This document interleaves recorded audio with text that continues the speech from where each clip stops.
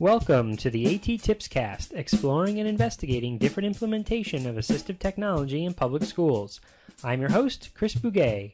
This is episode number 13. Ooh, are you superstitious? Recorded on March 11th, 2008.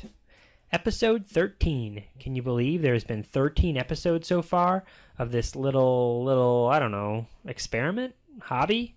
I don't know, whatever you want to call this. Podcast. 13, and nothing has gone,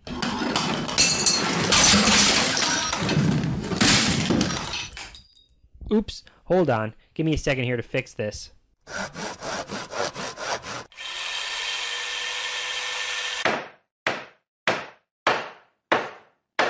There we go. Yeah, as I was saying, episode 13. And what tip did I decide to talk about on episode 13? Let's make it a riddle, shall we? What does dentistry, cards, Jeff, Bo, San Francisco, the River Kwai, and communication between home and school all have in common? Find out in AT tip number 19.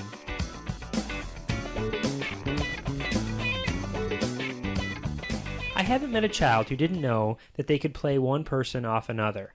When my son was 18 months old, he marched into the bathroom while I was in the shower and asked, "Where's Diego?" Oh, thank goodness for me, I gave the standard dad answer. What did Mommy say? Sure enough, Mommy had already said, "No TV." But the point is, my 18-month-old knew to ask Daddy when Mommy said no. My 18-month-old. This same principle applies to the relationship between home and school. Students realize when they can do one thing at home and another thing at school. This disconnect can make it harder for some students to be successful in either environment. So, how do you combat this? What's a good strategy to bring the two environments together? How about a bridge? Or, to be more specific, how about a communication bridge? A way to communicate effectively between home and school with the student involved in the whole process. So AT tip number 19 is communication bridges.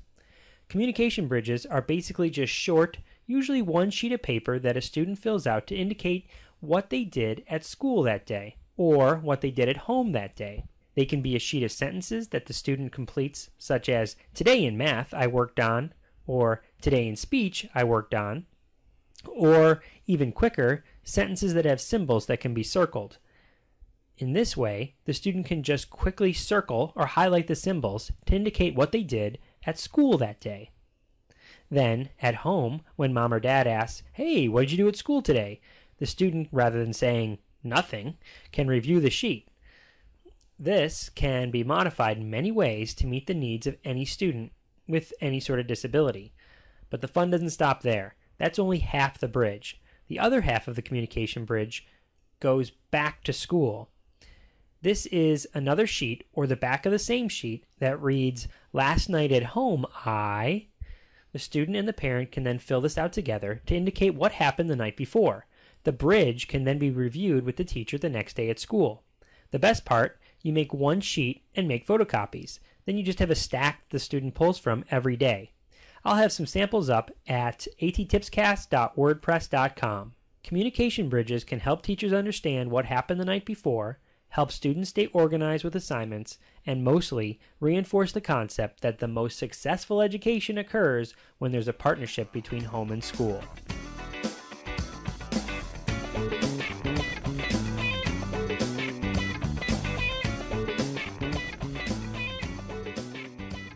So, there you go. A bridge is the answer to the riddle. I hope you find it useful and easy to implement. If you can, please pass this tip on and let people know where you heard it from. Please invite them to listen to this podcast, or, if they aren't as tech-savvy as you, burn it onto a disk for them. If you have any questions for me, comments, questions, whatever, I'd love to hear from you. Please contact me at AT.TIPSCAST@gmail.com. Until next time, may all your interventions be inclusive, and may all your strategies be supportive.